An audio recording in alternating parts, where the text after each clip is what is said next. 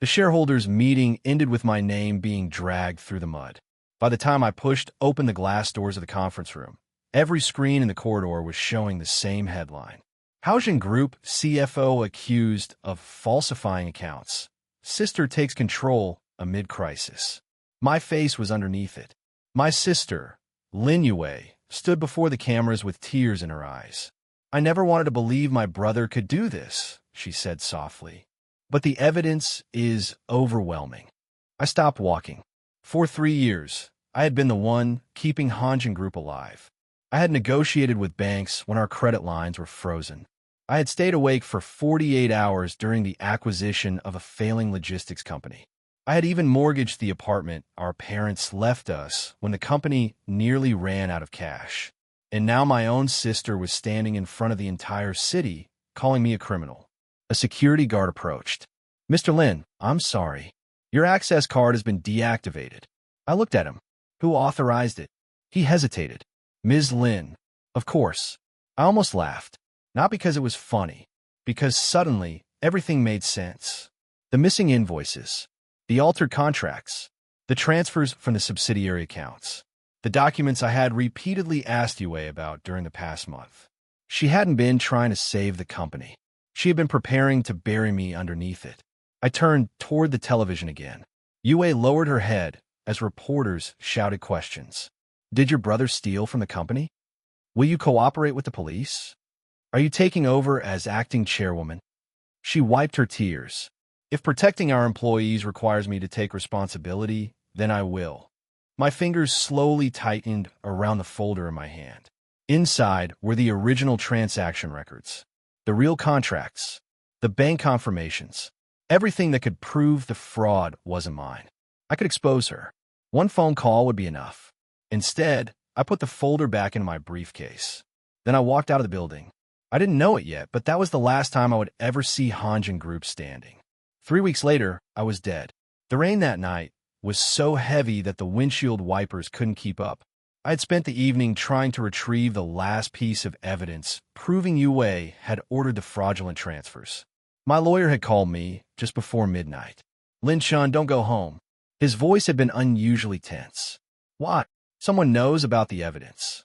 A truck appeared through the rain. Its headlights blinded me.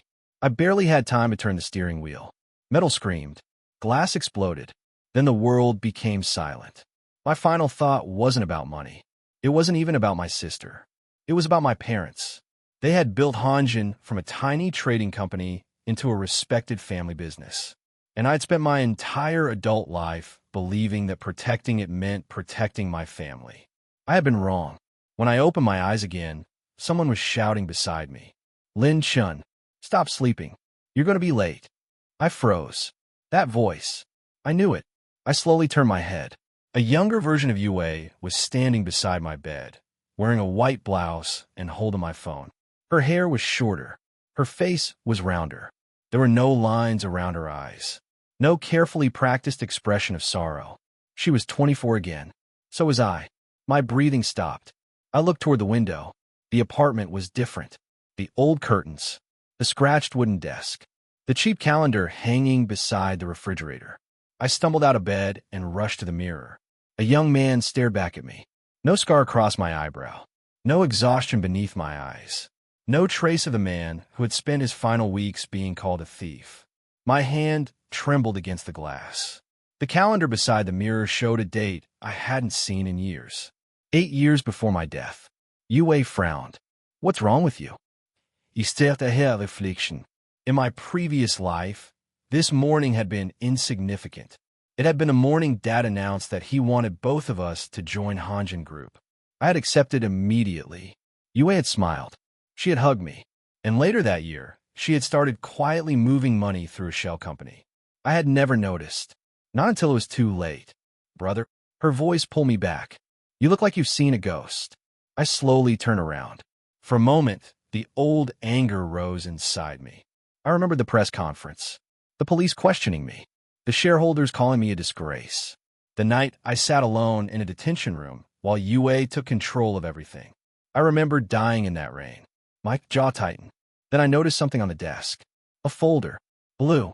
The same folder Yue had used 8 years ago to present her first business proposal to our father.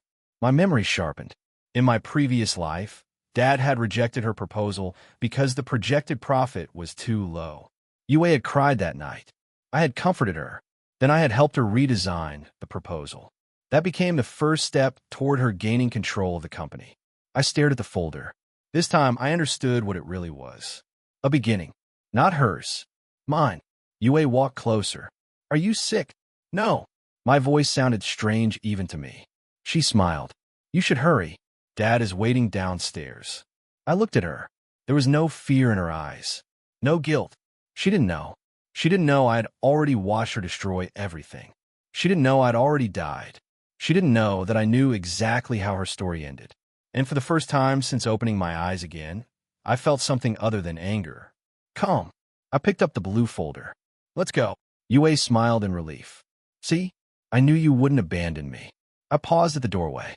In my previous life, those words had meant everything to me. This time, they meant nothing. I smiled back. Of course not.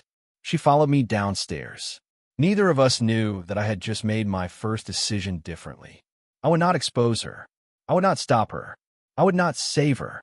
I would let her take everything she had once wanted. And this time, I would make sure none of it could take me down with her. Dad was already waiting at the breakfast table. Lin's Yuan looked exactly as I remembered him from that year. Black-rimmed glasses, gray hair at the temples, and the habit of tapping his finger against the table whenever he was thinking. He looked up. There you are. Then his eyes moved toward Yue. Did you two fight? No. Yue answered immediately. I pulled out a chair. We're fine. Dad studied me. You look pale. I didn't sleep well. He nodded, apparently satisfied. Then he pushed a document toward us. Hanjin is entering a new stage. I'm planning to transfer a part of the company's management authority to both of you. My hand stopped above the document. This was it. The same conversation. The same words. The same morning. 8 years ago, I had been excited. I had spent the entire breakfast asking Dad about expansion plans. Yue had been quieter. She had waited. She always waited.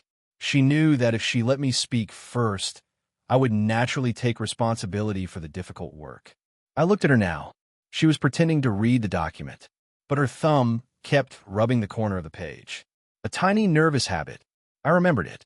She was already calculating. Chun, Dad said, I want you to oversee finance and operations. Then he looked at Yue. You'll handle investment and external partnerships. Yue's eyes brightened. Really? Dad smiled. You're good at dealing with people. I almost laughed. In my previous life, that compliment had become a weapon. Yue's strength wasn't persuasion. It was knowing exactly what people wanted to hear. She looked toward me. Brother, we'll work together, right? I placed my hand on the document. Yes. Her smile widened. Then I added quietly, but we'll keep our departments separate. Her expression froze for half a second. Dad didn't notice. Yue did. Why? So we can both be accountable for our own decisions. Her fingers tightened around her cup. It was a reasonable suggestion. Too reasonable to challenge. Dad nodded. That makes sense. Yue lowered her eyes. Fine. I watched her carefully. In my previous life, I had trusted her so completely that I had shared every password, every financial model, every supplier contact. This time, I would give her nothing she could use against me. After breakfast, I drove to Hanjin alone. The familiar lobby nearly made me stop breathing. 8 years ago, I had walked through those doors believing I was returning home. Now I understood that I had once mistaken a building for a family. My secretary, Zhou Ming, came rushing toward me. Director Lin. He was young. Too young. He hadn't yet developed the tired expression he wore when I last saw him. Here are the financial reports you asked for. I accepted them. Did I ask for these? He blinked. You did yesterday. I opened the file. There it was. A list of upcoming investment projects. One name immediately caught my attention. Jade Harbor Logistics. My stomach tightened. In my previous life, Jade Harbor had nearly destroyed Hanjin. It had been the first major acquisition Yue pushed through. The company looked profitable on paper, but its debt had been hidden through 3 related entities. I had discovered the problem only after Hanjin acquired it. By then, The contracts were irreversible. Yue had blamed me for approving the transaction. I had spent 2 years repairing the damage. Now the acquisition hadn't even happened. Zhou Ming watched me. Is something wrong? I closed the file. No. Should I prepare the due diligence report?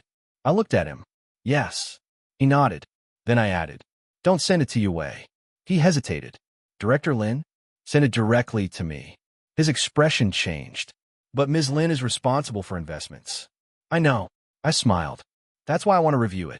After he left, I sat alone in my office. The silence felt strange. I opened the company database and searched for Jade Harbor. There it was, exactly as I remembered. The acquisition proposal would officially arrive in 11 days. In my previous life, I had helped Yue prepare it. This time, I wouldn't interfere, but I would watch. I would watch her make the same choice, and I would preserve every document she created. That afternoon, she came into my office. She closed the door behind her. You've changed. I looked up from my laptop. Ow! You didn't ask about my investment plans. Should I? You always do. I leaned back. Maybe I trust you.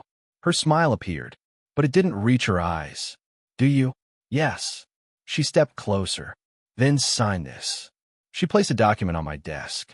I looked down. A preliminary authorization form for external investment negotiations. My heart beat once hard. This was another beginning I remembered. In my previous life, I had signed it without reading. That signature had eventually been used to claim that I had personally authorized several transactions. I picked up the pen. Yue watched me. I signed. Her eyes flashed with satisfaction. Then she took the document and turned toward the door. Thank you, brother. I stopped her. Yue. She turned. I smiled. Take care of the company. For some reason, her expression became uneasy. She nodded. I will. After she left, I opened the second copy of the authorization form. My signature was there. So was hers. And underneath the authorization clause was a sentence she had added in tiny print. All investment decisions remain subject to the independent judgment of the authorized department head. I stared at it for several seconds. Then I smiled. In my previous life, I had never noticed that sentence. This time I had, and that was enough. I leaned back in my chair and looked through the glass wall at my sister. She was standing in the corridor, laughing with one of the executives. She looked happy, confident, certain that the future belonged to her. I didn't hate her. That surprised me. Hatred required me to keep looking backward. I had already died once. I didn't intend to spend my second life doing the same thing. If Yue wanted the company, I would let her reach for it. If she wanted authority, I would give her room to use it. If she wanted to destroy Hanjin, I would not stand in front of the falling building. I would simply make sure I wasn't underneath it. My phone suddenly rang. It was Zhou Ming. His voice was tense. Director Lin, there's something you need to see. What? I found an old payment record connected to Jade Harbor. I sat upright. What kind of payment? A transfer from one of their subsidiaries. To whom? There was a pause. Then Zhou Ming lowered his voice. To a company registered under the name of Lin Yue's college roommate. I stared through the glass wall. Across the corridor, Yue was still smiling. But now I knew something she didn't. The first piece of the trap had already appeared. And this time, I wasn't going to pull her out of it. The next morning, I arrived at Hanjin before 7. The office was still half dark, the cleaning staff moving quietly between the empty desks. Outside the windows, the city was only beginning to wake, its towers washed in pale morning light. I sat at my desk and opened the file Zhou Ming had sent me. The company receiving the payment was called Yunhe Consulting. On paper, it was an ordinary consulting firm. 3 employees, a rented office, no meaningful business history. Its registered director was Xiaolon, Yue's university roommate. I remembered Xiaolon. In my previous life, she had appeared at Hanjin several times after Yue became acting chairwoman. She had always called herself an old friend, but I had never paid much attention to her. Now I knew better. The payment record was dated 2 months before Jade Harbor's acquisition proposal. That was impossible, unless the acquisition had been planned much earlier than I remembered. I opened the attachment. The amount was small, only 300,000 yuan. Not enough to alarm an auditor. Not enough to attract the board's attention, but enough to buy a relationship. Enough to establish a trail.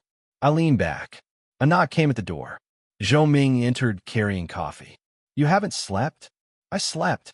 He looked at the untouched cup on my desk. You didn't. I smiled faintly. Sit. He placed another folder in front of me. I checked Yunhe Consulting. And it's basically empty. Who introduced them to Hanjin? No one officially. I looked at him. What does that mean? They've been listed as an external consultant for one of Ms. Lin's investment projects. Which one? Jade Harbor. I closed my eyes for a moment. Exactly as before.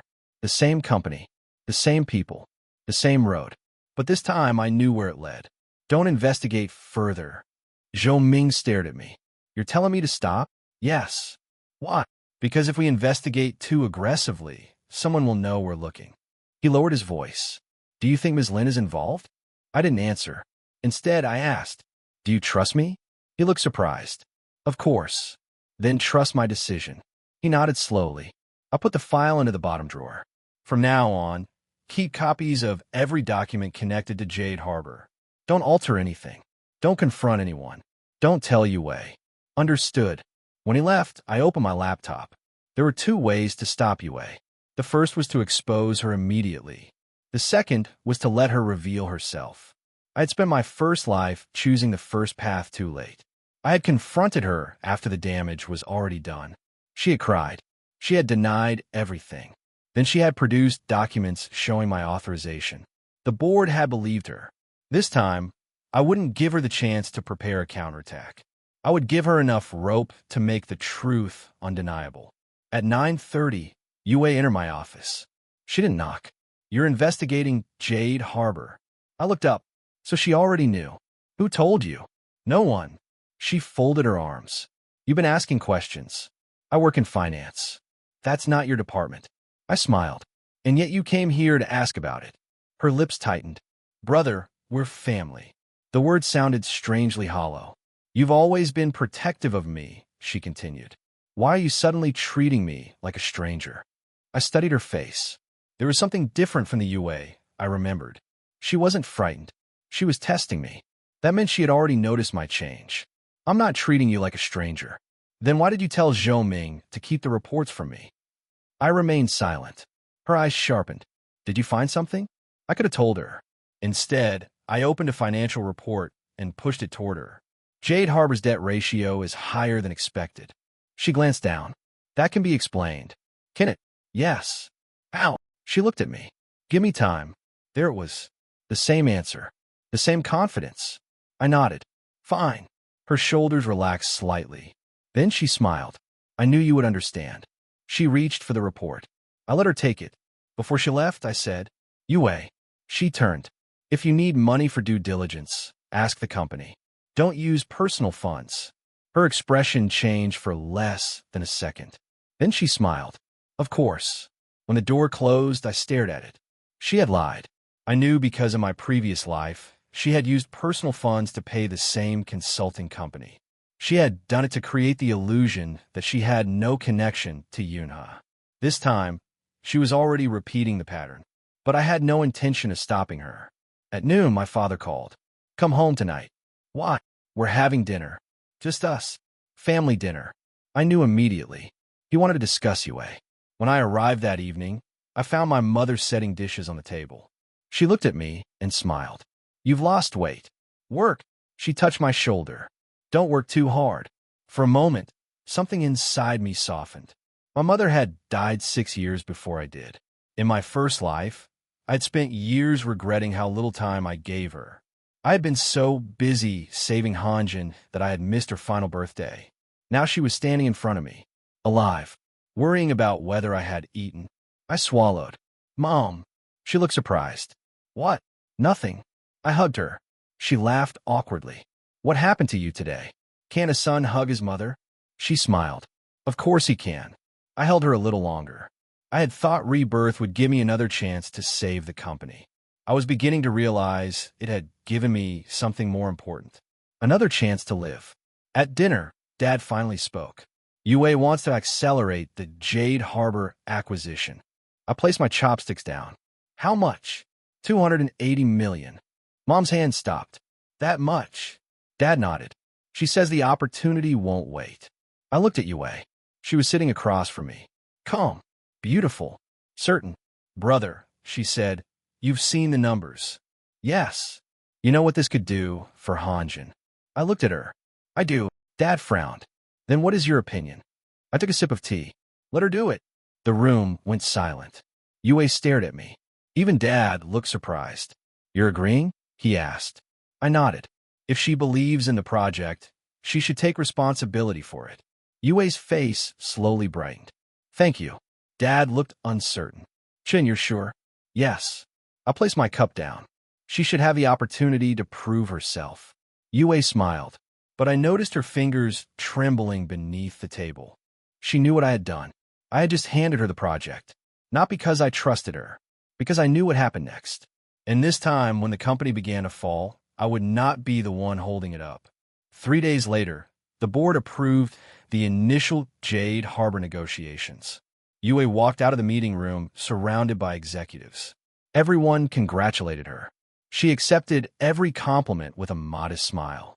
I watched from distance. One of the directors approached me. You really gave up the project? Yes.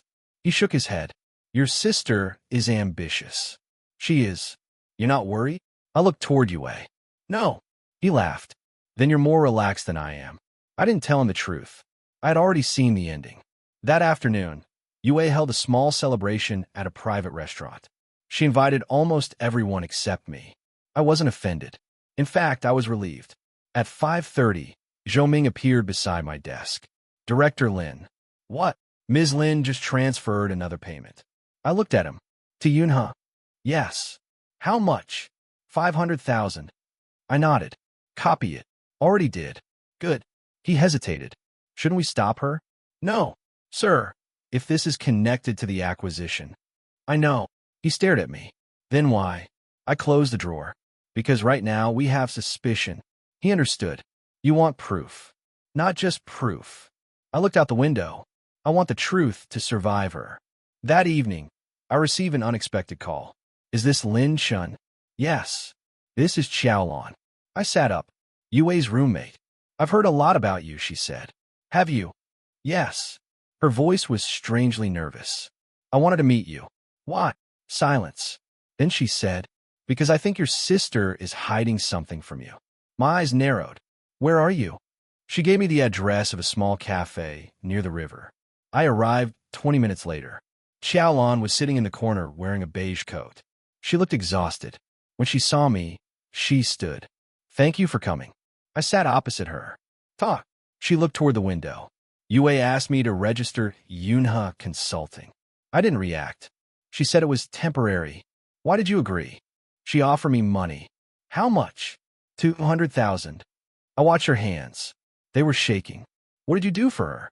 Nothing at first. At first. Xiaolon swallowed. She asked me to receive payments and send them to another account. Whose? I don't know. You don't know? I swear. She reached in her bag and pulled out a small envelope. I stopped helping her last week.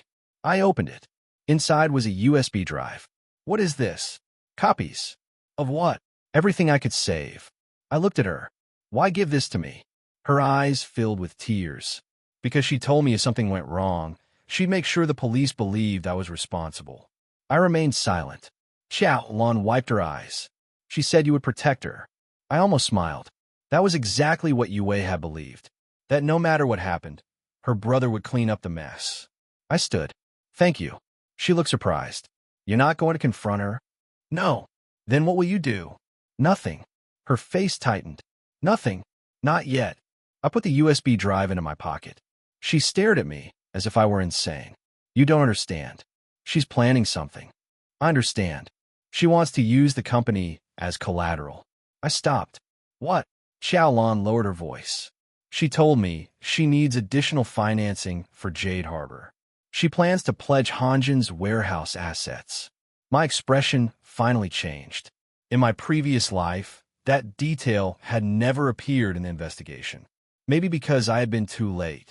Maybe because Yue had hidden it better. Or maybe this was the moment the future had begun changing. I looked at Xiaolon. Did she already submit the collateral documents? No. When? Tomorrow. I nodded. Then you should go home. She stared at me. Aren't you going to stop her? No. Why? I looked at the rain beginning to fall outside. Because she hasn't done anything illegal yet. Xiaolon looked horrified. But she will. I know. And you just going to watch? Yes. She shook her head. I don't understand you. I didn't either. In my first life, I had thought saving someone meant standing between them and the consequences of their choices. Now I understood something different. Sometimes saving someone only teaches them that they never have to face what they do. Yue had spent years believing I would always clean up after her. I had taught her that. Now I was going to stop. When I returned home, my father was waiting in the living room. You mit Qiaolon. I stopped. How did you know? He looked tired. She called me. I frowned. Why? She said she was afraid. I sat opposite him. Dad, what did you tell her? He stared at me for a long moment. I told her to tell the truth. My chest tightened. Do you know what Yue is doing? I know she's ambitious. That isn't what I asked. He removed his glasses. I found something. He handed me a document. I opened it. It was an old bank statement. The date was 8 years earlier. The amount was 300,000 yuan. The recipient was Yunhe Consulting. But the sender wasn't Yue. It was my father. I looked up. Dad. His face was pale. I thought the money was for a business introduction. You knew Yunhe existed? No. Then why did you send the money? I didn't. I looked at the signature. It was his. But he shook his head. That isn't my signature. A cold feeling spread through me. I looked at the document again. Someone had forged my father's signature. 8 years ago. Before Jade Harbor. Before the fraud. Before my death. The room seemed to become smaller. Dad leaned forward. Chen, what exactly is happening? I closed the folder. I don't know yet. That was a lie. For the first time since returning to the past, I realized the future I remembered might not be the whole truth. Perhaps Yue hadn't created the entire scheme. Perhaps someone had been moving behind her. Someone who had started long before I ever noticed. I looked toward the dark window. Across the glass, my reflection looked young again. But for the first time, I felt the same fear I had felt before dying. Not fear of losing Hanjin. Fear that I had returned to a story whose ending I had never actually known. My phone vibrated. A message from an unknown number appeared. You shouldn't have come back to Hanjin. I stared at the screen. A second message followed. This time, your sister isn't the one who will destroy you. I read the message 3 times. This time, your sister isn't the one who will destroy you. The words were simple. The implication wasn't. I sat alone in my car beneath the apartment building, the engine off, rain ticking against the windshield. Someone knew. Not only that I had returned to Hanjin, not only that I was investigating the Jade Harbor deal. They knew enough to distinguish between what I remembered and what was happening now. That should have been impossible. I deleted the message. Then I took a screenshot. I wasn't going to panic. Fear made people careless. I had already died once because I trusted the wrong people. I wouldn't make the same mistake twice. The next morning, I went to work as usual. I didn't mention the message to Yue. I didn't mention it to Dad either. Instead, I walked in the finance department and asked for the oldest shareholder records Hanjin still had in storage. The clerk looked confused. From how far back? Before my father incorporated the company. That would be difficult. I know. She hesitated. May I ask why? I smiled. I'm curious about our history. She accepted the explanation. By noon, 6 dusty boxes had been brought into my office. I closed the door. For 3 hours, I read. Old contracts, loan agreements, supplier lists, partnership records. Most of it was meaningless. Then I found a thin brown envelope. There was no company stamp on it. Only one handwritten word. Zhou. My fingers stopped. Our family's first major investor had been a man named Zhou Jianhua. He had supposedly withdrawn from the company 20 years earlier. I opened the envelope. Inside was a photocopy of an old partnership agreement. The original had been signed by my father and Zhou Jianhua. At the bottom was a third signature. Lin Shui.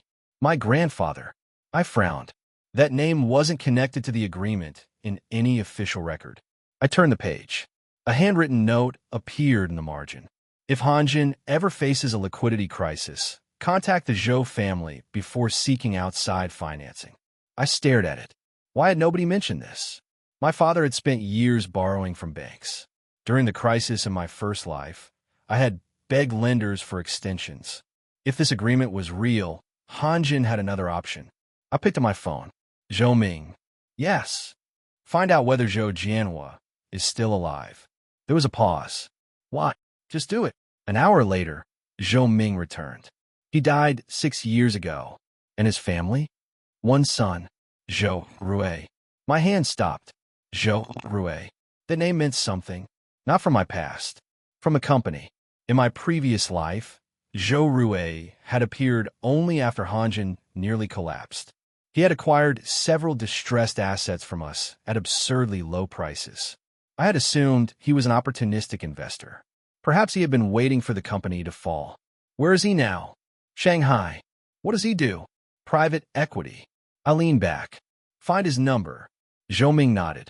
Then he paused. Director Lin. Yes. There is something else. He placed a document on my desk. The person who sent the anonymous messages may be using an old Hanjin employee's phone. I looked up. Ooh, Han Chong. The name struck me. Han Chong had been our internal auditor. He had disappeared 6 months before my death. In my first life, everyone assumed he had fled because of the accounting scandal. But if he had been involved before the scandal, I immediately called him. The number was disconnected. I tried another. Nothing. Then Zhou Ming's phone rang. He answered. His expression changed. Director Lin. He handed me the phone. A man's voice came through. Stop looking. I recognized it. Not clearly, but something about the tone made the hairs on my arms rise. Han Chong. Silence. Then, you remember more than you should. The line went dead. I stared at the phone. Zhou Ming looked frightened. What do we do? Nothing. Nothing. I stood. Continue working. He looked at me as though I had lost my mind. Someone is threatening you. I know. Shouldn't we report this? Not yet. I walked to the window. Below, Hanjin employees moved between buildings. Everyone was busy. Everyone believed the company was safe. They didn't know someone had been quietly building a trap beneath it. And perhaps the most frightening part was that I had returned expecting to know everything. I didn't. My memories gave me an advantage. They didn't give me the whole truth. At 3 in the afternoon, Yue called me. Brother, can you come in the conference room? Why? Dad is here. I went upstairs. Dad and Yue were sitting opposite each other. Between them was a stack of documents. Yue looked annoyed. Dad looked disappointed. What happened? Yue pushed a document toward me. Dad refuses to approve the warehouse collateral. I looked at him. He shook his head. The risk is too high. Yue's voice sharpened. You agreed to the acquisition. I agreed to negotiations. You said you trusted me. I do. Then why won't you sign? Dad's expression hardened. Trust doesn't mean signing everything you put in front of me. Yue turned toward me. Brother, tell him. I said nothing. She frowned. You said I should have the opportunity. I did. Then support me. I am. Ow. I looked at the documents. By letting you make your own decision. Her face changed. She understood. I wasn't going to rescue her. She stood abruptly. You've changed. Yes. Her eyes reddened. Ever since you came back from that business trip, you've been acting like I'm your enemy. I almost laughed, because she had no idea how true that sentence was. I don't think you're my enemy. Then why won't you help me? Because this is your project. She stared at me. For several seconds, neither of us moved. Then she picked up the documents. Fine. She turned toward the door. Dad called her name. Yue. She stopped. Don't gamble the company. She didn't turn around. I won't. The door slammed. Dad sighed. You're too cold with her. I looked at him. Dad, what if I'm right? About what? That she shouldn't have control of Hanjin. He looked at me carefully. Do you know something? I didn't answer. He sighed. You were always the one who protected her. I know. And now? I looked at the closed door. Now I think she needs to learn what happens when nobody does. Dad was silent. Then he whispered, maybe you're right. That evening, Yue signed a financing request without Dad's approval. She used an external lender. The interest rate was brutal, but the funds came through. She moved quickly. Too quickly.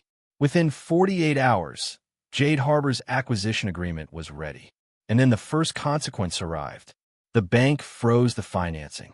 Reason: suspicious ownership structure discovered in Jade Harbor's subsidiary network. Yue called me at 8 that night. Her voice was shaking.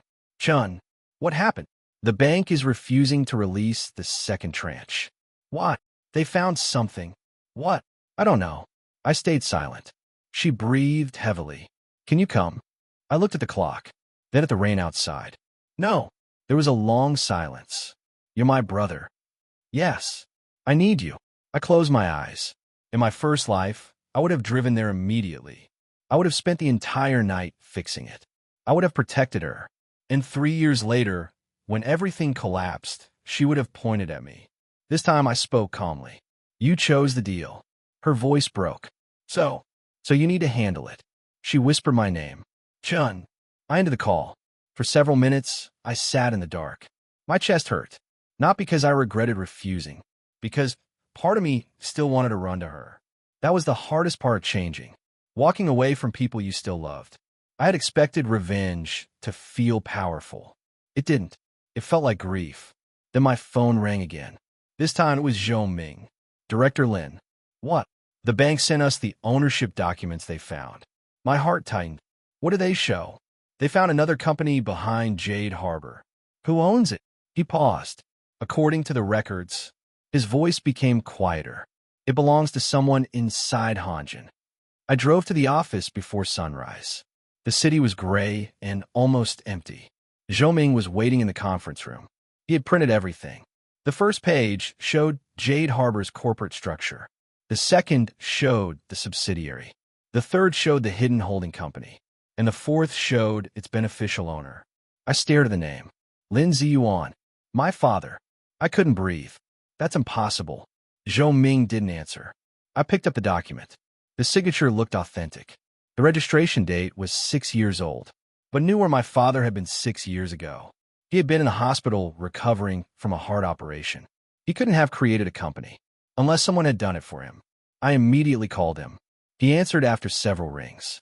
Chun, Dad, were you ever involved with a company called Howren Capital? Silence.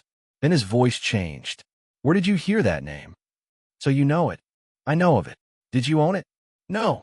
Your signature is on the registration documents. Another silence. Come home. Why? Not over the phone. I drove there. Dad was waiting in his study. He looked older than he had the night before. He opened a locked drawer and removed a black notebook. I hoped you would never see this. He placed it on the desk. I opened it. Inside were handwritten records of loans, payments, names, dates. My father's handwriting was unmistakable. But the first entry was 21 years old. What's this? The money that kept Hanjin alive. I looked up. Dad sat down. When the company was young, we nearly went bankrupt 3 times. I know. You know the official story. He gave a bitter smile. The official story isn't the truth. He pointed at the notebook. Zhou Jianhua lent us money. I frowned. And he didn't lend it for free. I turned the page. A clause had been copied there. In exchange for emergency financing, Zhou Jianhua would retain the right to intervene in Hanjin's ownership structure if the company became insolvent. I stared. So Zhou family still had a claim. Yes. Why didn't you tell me? Because I thought I had settled it. When? 6 years ago. I looked at him. Ow! Dad's hands trembled. I transferred a minority interest through Howren Capital. My eyes moved to the document again. So Howren was yours. Not exactly. What does that mean? Someone else controlled it. Who? Dad looked away. Zhou Rue. The room went silent. Everything shifted into place. Zhou Rue hadn't been waiting for Hanjin to collapse by accident. He had a legal pathway into the company. Jade Harbor wasn't simply a bad investment. It was a weapon. If Hanjin took on its hidden debt, the company's liquidity would collapse. Then Zhou Rue could acquire the distressed assets. And if the old agreement was triggered, he could claim control. I thought about the anonymous messages. The first one. The second. The warning. You knew. Dad looked at me. I suspected. Then why did you let Yue pursue Jade Harbor? His expression broke. Because I didn't know she was involved with them. I closed my eyes. For years, I had believed my father was strong. Now I saw the fear in his face. He wasn't hiding something to protect himself. He had been trying to protect us. Dad. He looked up. Did Yue know about Zhou Rue? I don't know. I nodded slowly. That meant I couldn't assume she was innocent. But I couldn't assume she was the mastermind either. For the first time, I wondered whether my sister had been manipulated. Perhaps she had wanted the company. Perhaps someone had simply offered her the easiest path to get it.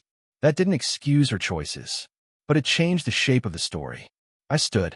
Where's the original agreement with Zhou Jianhua? Dad looked toward the safe. Gone. Gone. I searched for it last year. Who had access? Only me. I stared at him. Then I remembered something. The old warehouse. In my previous life, the company archives had been moved there before the final collapse.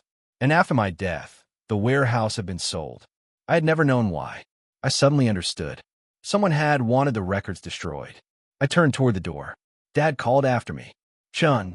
I stopped. Don't become like me. I looked back. What do you mean? I spent 20 years protecting this company. His voice was quiet. Don't spend your second chance protecting a building.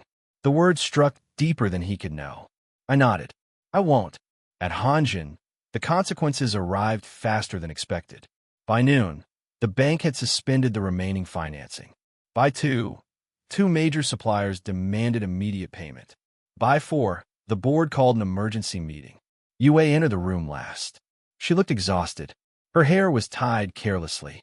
She hadn't slept. The directors were already arguing. This acquisition should be terminated. We've already committed too much. Who authorized the financing? Ms. Lin did. Then Ms. Lin should explain. Yue stood at the end of the table. I didn't know about the hidden debt. A director slammed his palm against the table. You were responsible for due diligence. I know. Her voice cracked. The room fell silent. She took a breath. I know. What's it here? She wasn't pretending. For the first time, I saw genuine fear. Not fear of losing power. Fear of realizing she had stepped into something much larger than herself. The chairman looked toward me. Chun, you were against the acquisition? I was cautious. Did you know about the hidden company? No, that was the truth. The chairman turned to Yue. What do you propose? She looked at me. For a moment, I thought she would ask for help. Instead, she said, I'll take responsibility. I almost stood. She had just repeated the same mistake. She was trying to carry everything herself. The board voted to suspend her investment authority. Yue didn't protest. She simply gathered her papers. As she passed me, she stopped. You knew. I looked at her. No. You knew something was wrong. Yes. And you let me walk into it. I held her gaze. I'll let you make your own decision. Her eyes filled with anger. You could have stopped me. Yes. Why didn't you? I answered quietly.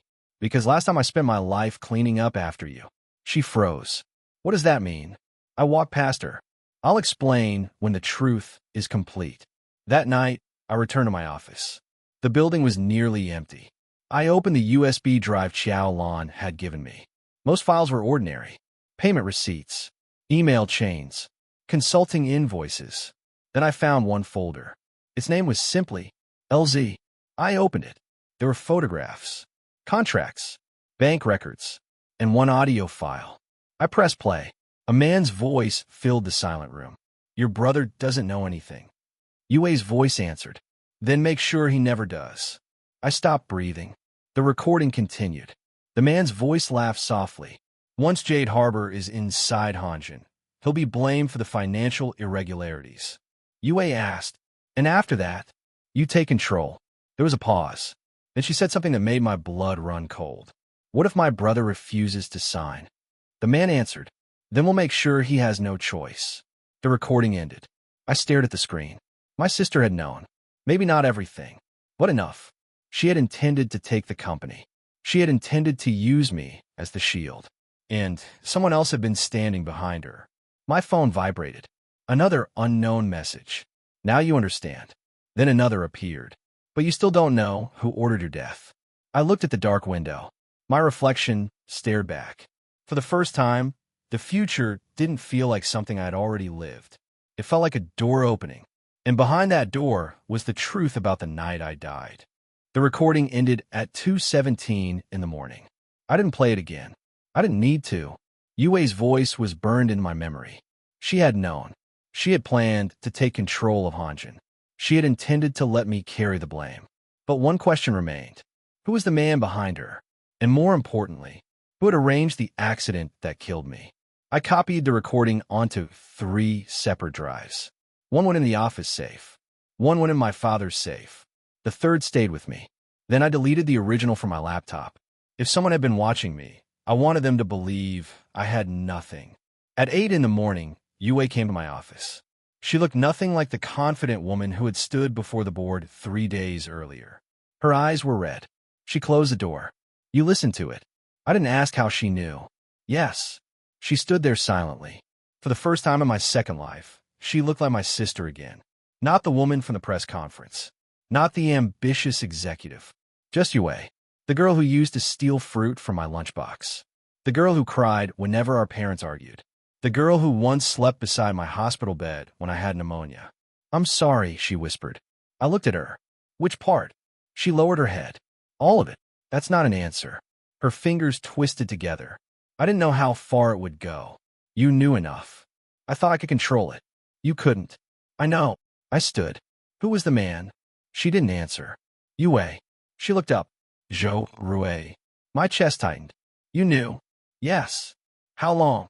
Almost 2 years. I walked toward the window. 2 years. That meant Zhou Rue had entered her life before the Jade Harbor proposal. Why? She laughed bitterly. Because Dad chose you. I turned. What? He always trusted you with the company. He trusted both of us. No. Her eyes filled. He trusted you with everything important. She wiped her face. I spent my whole life watching you become the son he relied on. That doesn't justify this. I know. Her voice cracked. I know it doesn't. I stayed silent. She continued. Zhou Rue told me I could have the investment division. He told me I could prove myself. He said you would always stand in my way because Dad preferred you. And you believed him. I wanted to. That answer hurt more than an excuse would have.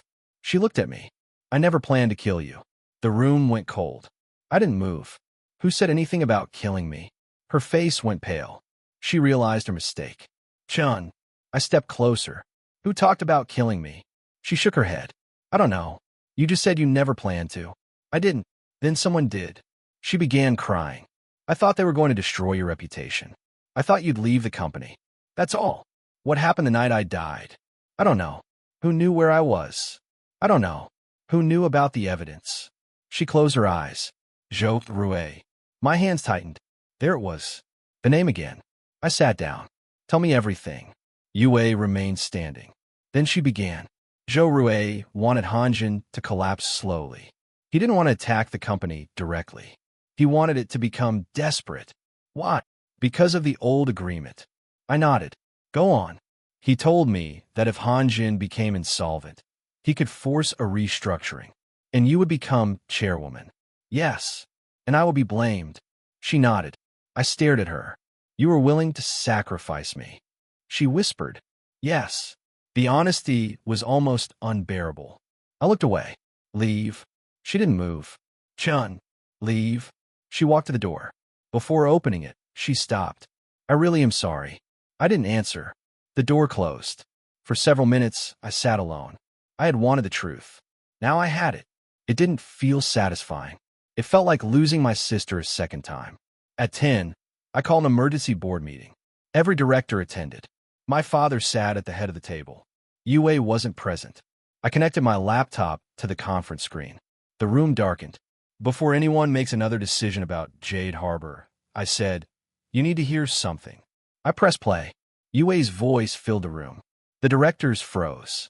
One looked toward my father. Another whispered, is that Ms. Lin? The recording continued. No one interrupted. When it ended, silence remained. My father closed his eyes. The chairman leaned back. Where did you get this? From a source connected to the transaction. Is it authentic? Yes. Can it be verified? I have the original metadata and independent copies. One director looked furious. Why didn't you bring this earlier? Because I needed to know how deep it went. The chairman stared at me. And now we investigate everything. A legal advisor stood. We should contact the authorities. I agree. My father looked at me. Chun. I met his eyes. He nodded. It was the first time he had ever looked at me as though I were no longer his son who needed protecting. He looked at me as a man making his own decision. The investigation began that afternoon. Bank records were subpoenaed. Corporate accounts were frozen. Yuna Consulting was searched. Xiaolan gave a formal statement. Zhou Ming handed over every copied document. Then the unexpected happened. Han Chang appeared. He walked into Hanjin at 6 in the evening. The man looked older than I remembered. His beard was untrimmed. His coat was soaked from the rain. Security almost stopped him. I went downstairs myself. He looked at me. "You're alive." I stared. "What did you say?" He swallowed. His voice shook. "I didn't expect you to come back." The phrase made my blood run cold. "You knew about my accident." He looked toward the security cameras. "Not here." I took him upstairs. Inside my office, he closed the blinds. "I was the internal auditor who found the first irregularities." "I know."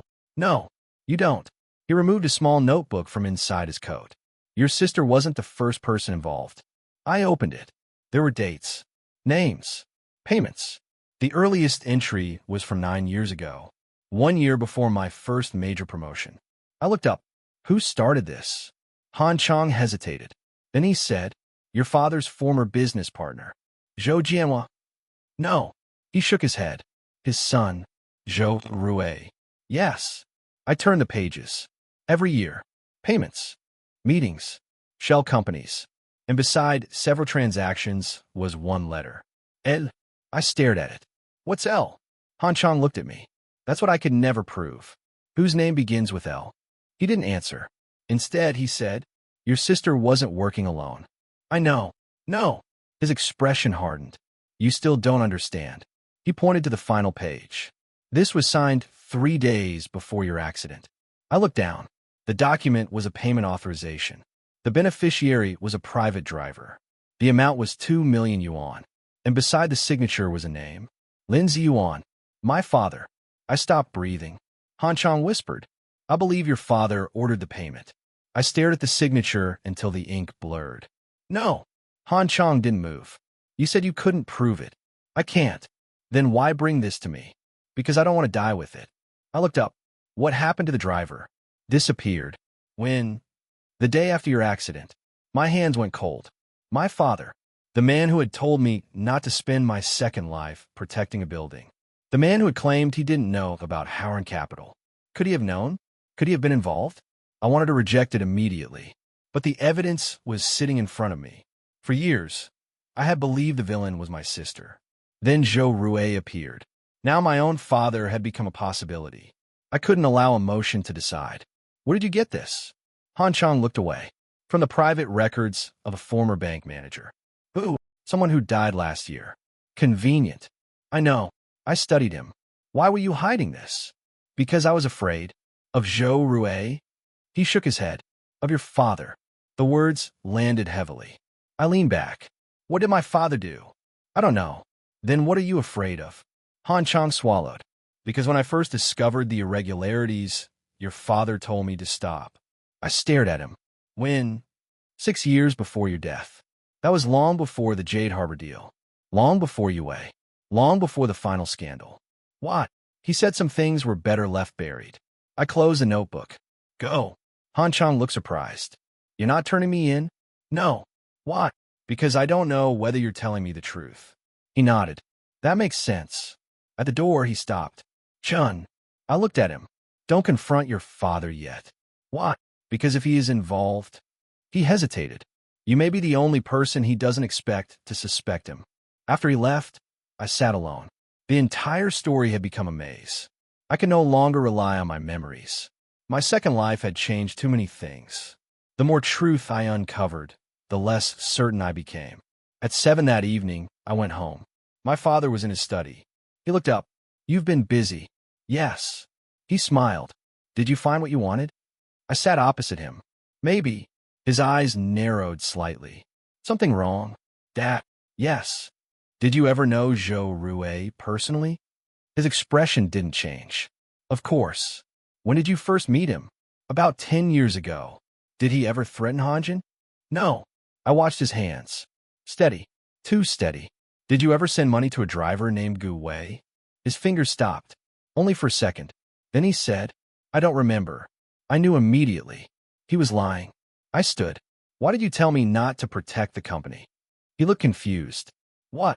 You said I shouldn't spend my second chance protecting a building. His face changed. What second chance? Silence. I realized my mistake. I had spoken too freely. Dad stared at me. You've been acting strangely since the beginning. I didn't answer. He stood slowly. Chun. I turned toward the door. Where did you hear that phrase? I looked back. I heard it from you. His expression softened. Then remember it. He walked toward me. Hanjin is not worth losing yourself over. I watched him carefully. Maybe he was guilty. Maybe he wasn't. But one thing was certain. My father knew more than he had told me. And I wasn't going to force the truth out of him. Not yet. The next morning, the police raided Zhou Rui's Shanghai office.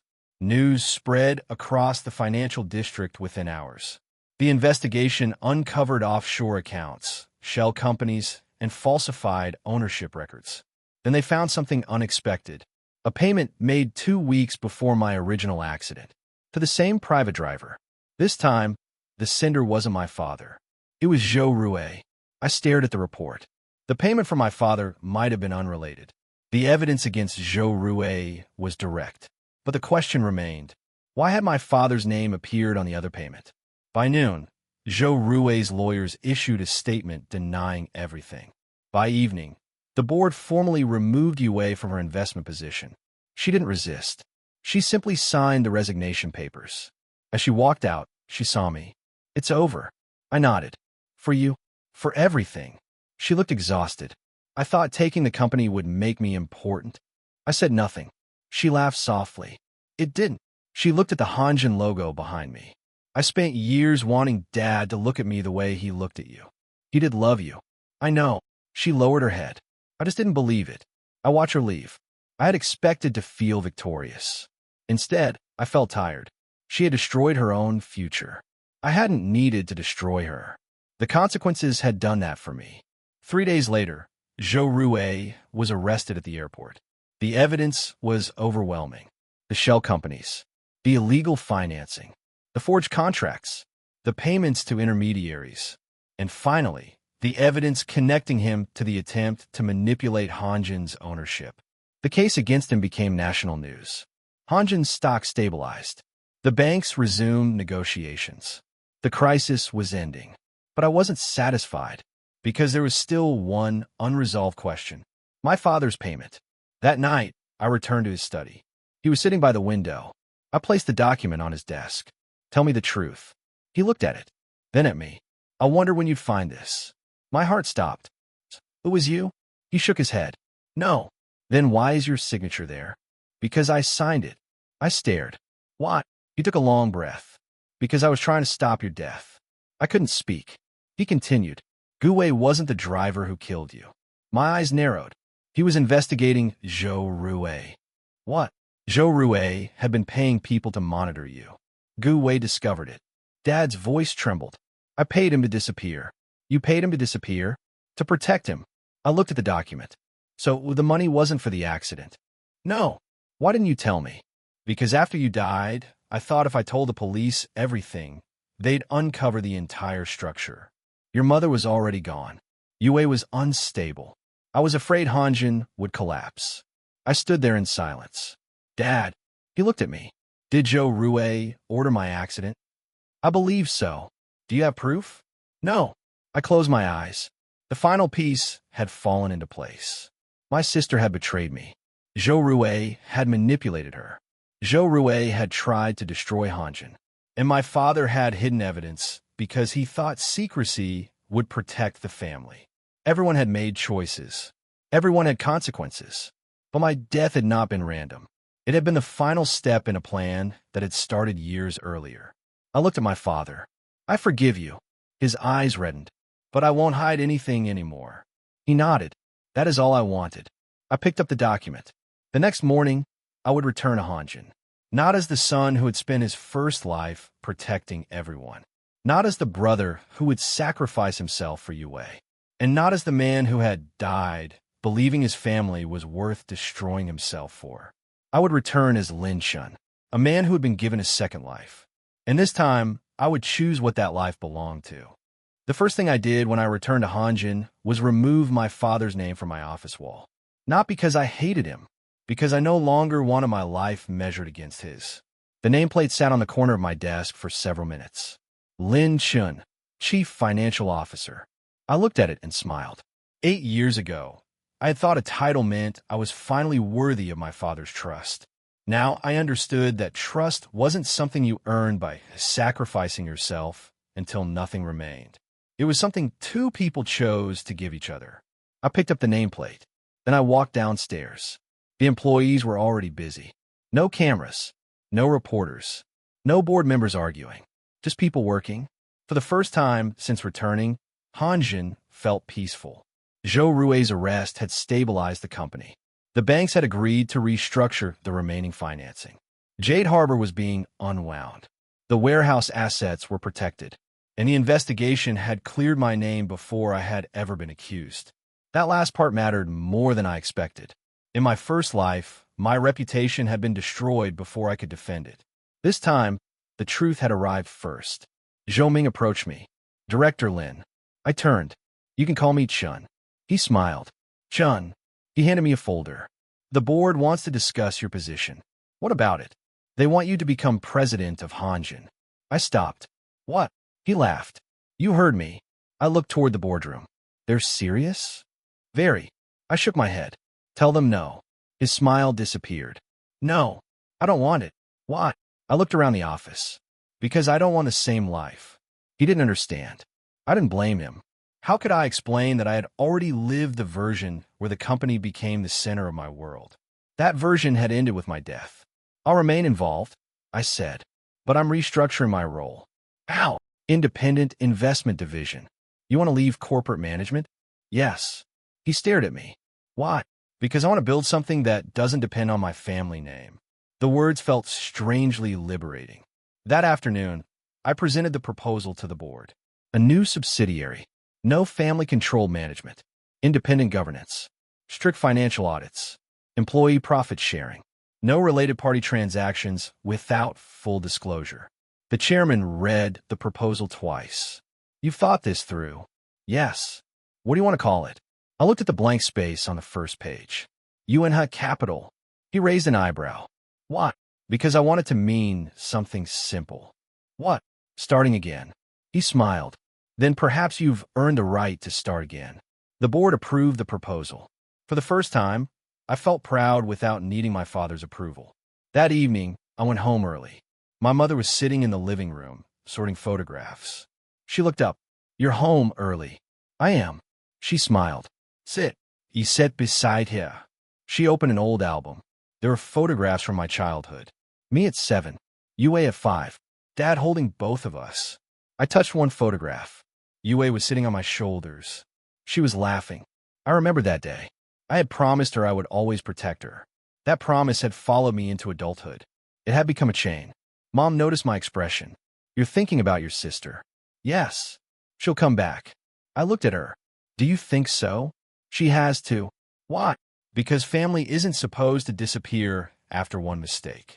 I smiled sadly. It wasn't one mistake. She looked down. I know. We sat quietly. Then she placed a hand over mine. You don't have to save her. I looked at her. Who told you that? No one. She smiled. I'm your mother. For some reason, my eyes burned. I turned toward the window. Mom squeezed my hand. Whatever happens next, live for yourself. I nodded. I will. 2 weeks later, Yue came home. She didn't announce her arrival. She simply stood outside the apartment one evening holding a small suitcase. Mom opened the door. For several seconds, neither of them spoke. Then Mom pulled her into a hug. Yue began crying. I watched from the hallway. She looked smaller than I remembered. Not physically, emotionally. The woman who once wanted the entire company now carried one suitcase. Mom whispered, "Come inside." Yue nodded. At dinner, she barely touched her food. Finally, she looked at me.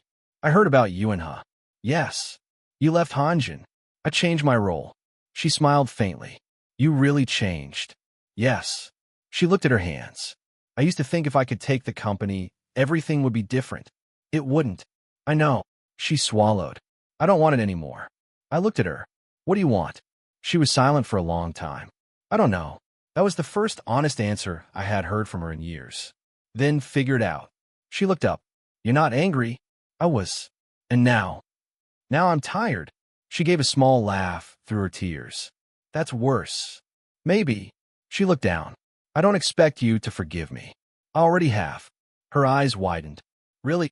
Forgiving you doesn't mean forgetting. She nodded. I understand. And it doesn't mean I trust you. I understand that too. We sat in silence. For once, there was nothing to win. No company. No inheritance. No competition. Just two siblings who had finally reached the point where neither could pretend anymore. After dinner, Yue helped Mom wash the dishes. I stood on the balcony. The city lights stretched endlessly into the distance. 8 years ago, I had looked at this same city and thought success meant climbing higher than everyone else. Now I understood that sometimes the greatest victory was simply refusing to fall again. My phone rang. It was Zhou Ming. Chun. Yes. Yuan's first investment opportunity has arrived. I smiled. Already? Yes. What is it? A small medical technology company. Profitable? Not yet. Good. He laughed. You've become strange. Maybe. What should we do? Meet the founders. And if the numbers aren't perfect? Numbers aren't people. He went silent, then said, Understood. I ended the call. Behind me, the balcony door opened. Yue stepped outside. Can I ask you something? Sure. Why didn't you expose me immediately? I looked at the city. Because I wanted you to understand what your choices meant. And did I? Yes. She leaned against the railing. I hate that you're right. I smiled. You always did. She laughed softly. For a few seconds, we stood there like children again. Then she said, Chun. Yes. I'm going to work. I turned toward her. Where? Somewhere that has nothing to do with Hanjin. Good. I want to start at the bottom. I nodded. That's probably the best place to start. She looked at me. Would you ever trust me again? I thought about it. Maybe. She smiled. That's enough. She went back inside. I stayed on the balcony. The night was quiet. And for the first time, I wasn't waiting for the future to punish anyone.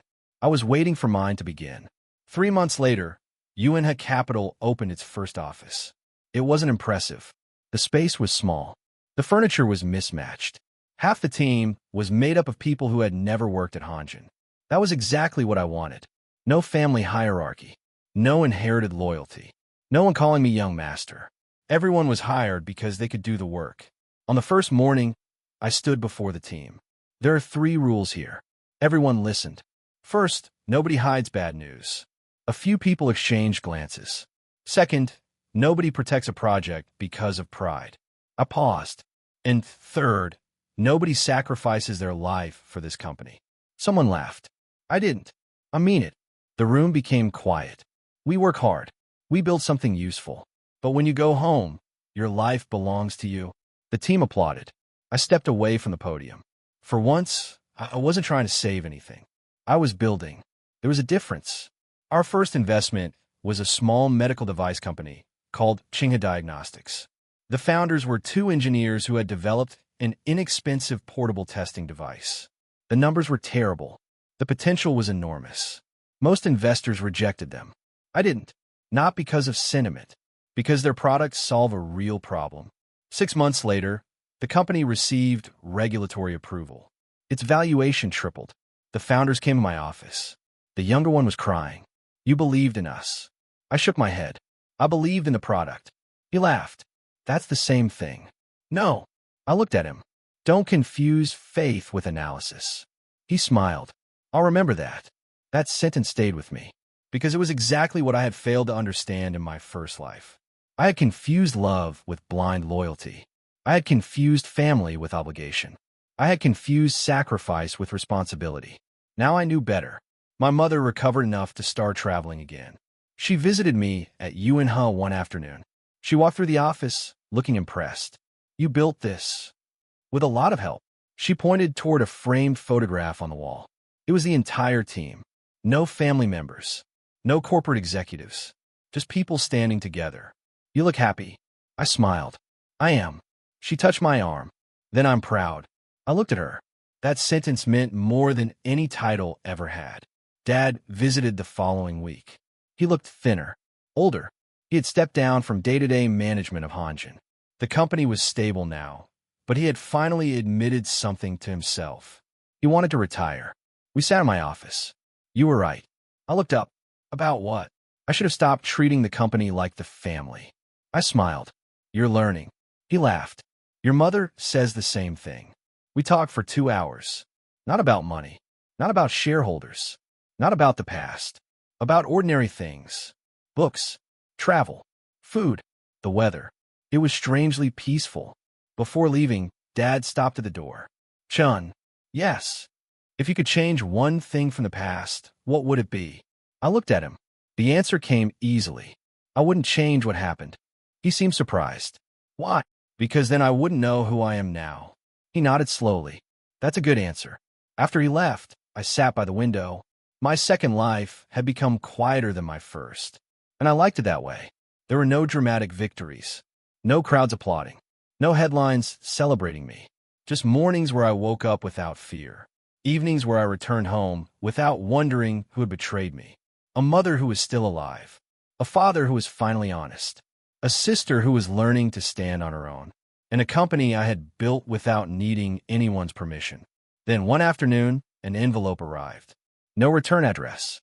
Inside was a photograph. It showed my old car, the wreckage from the night I died. On the back, someone had written, "You were right to survive." I stared at the photograph. Then I found a second piece of paper. The driver was never found. My expression hardened. The investigation into Zhou Rue had concluded months earlier. He had been convicted of financial crimes and attempted corporate sabotage. But the accident itself had never been fully resolved. I had thought I could leave it behind. Apparently, the past disagreed. I called the investigator assigned to my old case. He answered immediately. Mr. Lin, yes. I was wondering when you'd call. My eyes narrowed. You knew about the photograph? No. Then what were you waiting for? He sighed. We found something recently. What? The truck that hit your car wasn't stolen. I sat up. Whose was it? Registered to a company owned by Zhou Rue. I closed my eyes. So it was him. Possibly. What's the problem? The truck was reported destroyed 2 weeks before your accident. I stared at the photograph. How? We don't know. The investigator lowered his voice. But there's one more thing. What? The driver who supposedly died in the crash wasn't the registered driver. I felt the old chill return. Then who was driving?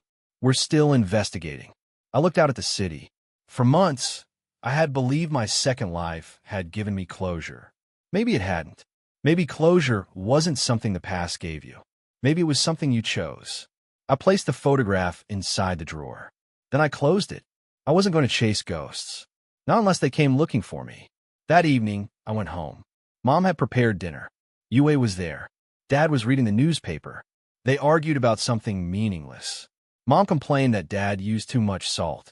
Dad insisted he didn't. Yue laughed. I stood at the doorway and watched them. This was what I had wanted all along.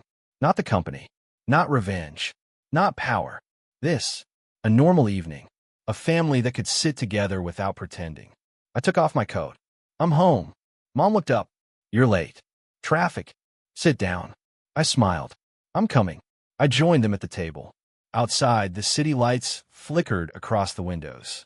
The past remained somewhere behind me, but no longer owned me. And for now, that was enough.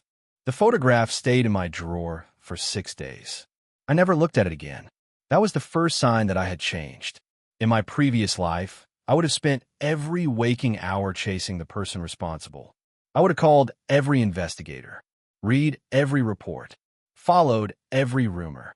I would have convinced myself that knowing the truth was the same thing as healing. It wasn't. On the 7th morning, I received a call from the police. Mr. Lin, we found the driver. I stopped walking. Alive. Yes. My grip tightened around the phone. Where? He came forward voluntarily. Why? He says he wants to testify. I closed my eyes. Against Zhou Rue? No. That answer made my stomach tighten. Against whom? The investigator hesitated. Your sister. I said nothing. I think you should come in. I went. Yue was already there. She sat across from the investigator, pale and silent. When she saw me, her expression collapsed. You came. Yes.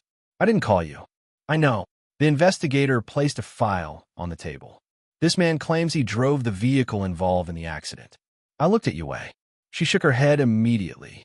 I didn't know. The driver entered. His name was Gu Wei, the same name my father had mentioned.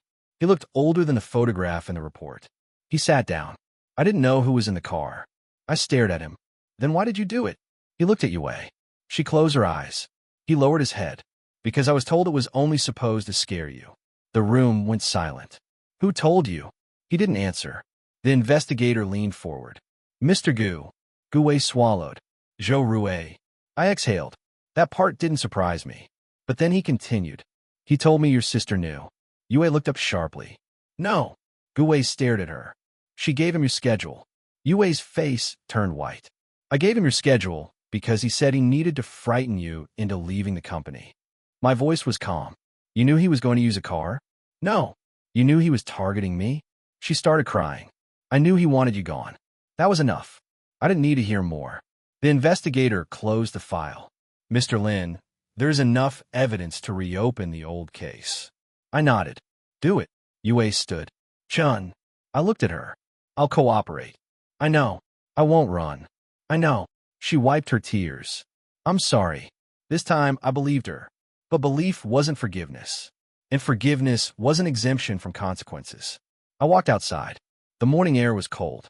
For years, I had imagined confronting the person responsible for my death. I had expected rage. Instead, I felt strangely empty. The man who had caused my death wasn't some mysterious monster. He was a frightened driver, a businessman who had manipulated him, a sister who had made a terrible choice, and a family that had spent years hiding the truth. No single person had destroyed my first life. It had been a chain, one decision after another, one silence after another, one act of cowardice after another, and finally one crash. I stood on the courthouse steps. Then I called Dad. Where are you? At home. Come to the office. He knew immediately. What happened? The accident case is reopening. Silence. I understand. When he arrived, he looked exhausted. I placed the new evidence on the desk. He read it. His hands trembled. You were right. About what? Your sister. I shook my head. No. He looked up. What? You were wrong. He stared at me. The problem wasn't Yue. Then what was it? Everyone kept believing the family had to be protected. I tapped the documents. You protected me by hiding the truth. He lowered his head. Yue protected herself by sacrificing me. Zhou Rue protected his ambitions by manipulating her. And I protected Hanjin by destroying myself. The room went quiet. That's what this family did. I leaned back. We all chose the company over the people. Dad's eyes reddened. I was afraid. I know. I thought if Hanjin survived, everything else could be repaired. It couldn't. He nodded. No. I stood. That's why it ends here. He looked at me. What is? The way we live. That afternoon, I announced my complete separation from Hanjin. Not because the company had failed, because it had succeeded. The restructuring was complete. The new board was independent. My shares were placed into a family trust that couldn't be used to control operations. I kept only a small personal stake. The rest went toward employee compensation and a foundation my mother would manage. The announcement shocked the financial community. Reporters asked why I would give up control after surviving the crisis. I gave them one sentence. Because surviving something doesn't mean you have to remain trapped inside it. The statement went viral. I ignored the attention. That night, Yue came to Yuanhe. She carried no suitcase, no documents, no request. She simply stood outside my office. Can I come in? I nodded. She sat. For several seconds, she looked at the floor. I accepted a plea agreement. I heard, I'll have to face charges. I know. She took a breath. I won't ask you to defend me. Good. She smiled sadly. You really are different. I had to be. She looked toward the window. Do you remember when we were children? Yes. You promised you'd always protect me. I remember. I believed you. I know. She began crying. I didn't understand that protection wasn't the same as love. I said nothing. She wiped her face. I hurt you because I was afraid I'd never be enough. You were enough. She looked at me. You always thought that. Yes. Then why didn't you tell me? I smiled sadly. I thought you knew. She laughed through her tears. That's the saddest thing you've ever said. We sat quietly. Then she stood. I'll accept whatever happens. I nodded. At the door, she turned. Can I ask one thing? What? If you had never been given another chance. She couldn't finish. I answered anyway. I would probably have died still believing I fail my family. Her face crumbled. And now? I looked at her. Now I know I never had to save everyone. She nodded. Then she left. I watched the door close. There was no dramatic reconciliation. No embrace. No promise that everything would return to normal. Some wounds didn't need beautiful endings. They needed honest ones. 1 year later, I stood on the roof of UNHA's new headquarters. The building wasn't enormous. That had been intentional. I didn't want another empire. I wanted a place where people could work without becoming trapped by it. Below me, the city stretched toward the horizon. Traffic moved. Lights flickered. People hurried home. Ordinary life. The most precious thing I had ever almost lost. My mother called. Are you coming to dinner? Yes. Don't be late. I won't. She paused. Your father is bringing dessert. I laughed. He can't cook. He didn't cook it. Then why is he bringing it? He wants credit. I smiled. I'll be there. After hanging up, I stood alone for another minute. I thought about my first life. The conference room. The accusation. The security guard taking my access card. The rain. The truck. The darkness. Then I thought about the morning I had opened my eyes again. You lay beside my bed. My mother's voice. My father's old study. The blue folder. All those moments that once seemed like the beginning of another war. But they weren't. They were choices. Every day had been a choice. I could have exposed Yue immediately. I could have destroyed her. I could have spent my second life hunting Zhou Rue. I could have turned my father's secrets into weapons. Instead, I had chosen something harder. I had let people face the consequences of their actions without making their destruction my purpose. That was the difference between revenge and freedom. My phone rang. It was Zhou Ming. Chun. Yes. The Qinghe founders sent another proposal. Approve the meeting.